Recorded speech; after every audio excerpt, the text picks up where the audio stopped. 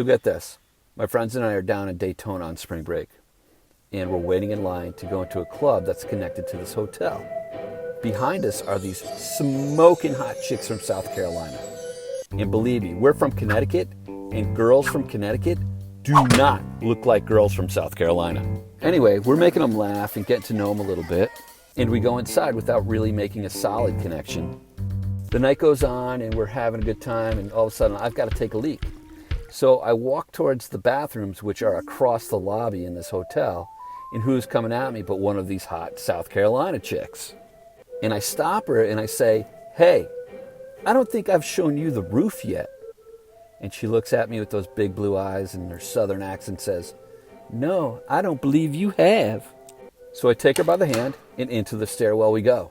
We climb about 6 stories until we come to the door leading to the roof. And of course, there is an alarm on the door that if we go through it, it's going to sound. So we look at each other and just start going at it right there. She was so hot and she had on this miniskirt, which was fortunate. We're fooling around and she whispers in my ear, "Hey darling, I'm on my period." And I'm like, fuck.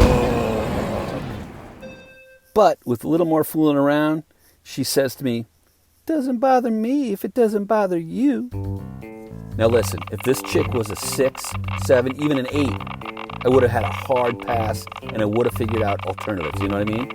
But this chick was a solid 12.5 and then some. So, slipped on the condom and I pulled the ripcord. I flicked it over towards the corner and I watched it fly through the air and land on the ground.